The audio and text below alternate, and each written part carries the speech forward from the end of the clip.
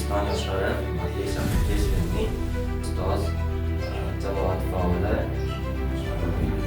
Ismoil Jumilev ustozimizdan hozirgi davrda yoshlarga shunchalik e'tibor berilyapti, yoshlarning bilim olishiga, ta'lim olishiga juda katta imkoniyatlar yaratilishiga qaramasdan, men shu narsani sezyapmanki, kasb nuqtai nazaridan aytadigan bo'lsam, yoshlarimizni o'qishga, ta'limga nisbatan ishtiyoqi nihoyatda sust.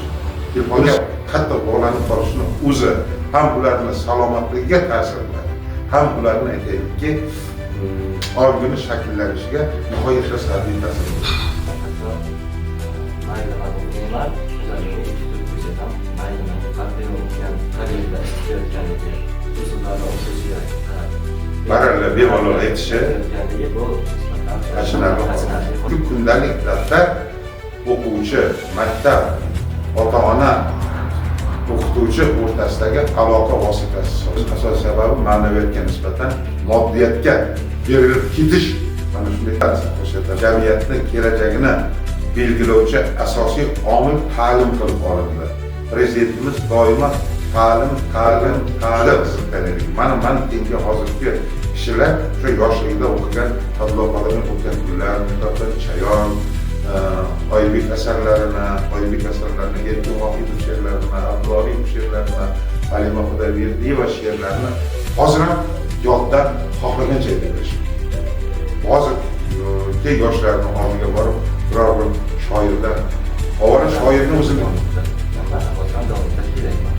ixtisoslashtirilgan maktabda o'qituvchilar shunaqangi o'quvchilar yo'lga kirdimda shu yerda o'qib, albatta yuqori darajali oliy bo'limlarga kiraman degan g'oya ustun bo'ladi. yana der, bo'sh qolsak tunlar bo'lib jam, chor darvish o'qirdik qurshab tanchani, ular tanimaydi uvaydoni ham ertaga kech o'ylar kino tansani. O'zbek jamiyatida kitob o'qishning o'rni qanday deb o'ylaysiz? Aslida qanday bo'lishi? Qonunlarni o'rganmoqimiz kerak.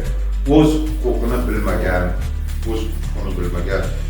kishilar ishlashiga kutib bo'lmaydi. Yaratib berilgan keng imkoniyatlardan oqilona foydalanishi, yaxshi ta'lim olishi, o'z ustida ishlashi, shunday davlat bo'lishini bugungi yoshlarimiz ta'minlab berish kerak. Bejizga yoshlar bizning kelajagimiz deyilmaydi.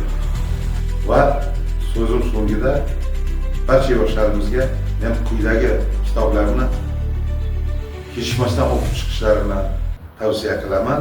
Mana birinchi kitobim Abduqahhor Ibrohimovni Biz kim o'zbeklar degan kitob. Yoshlar e'tirofi.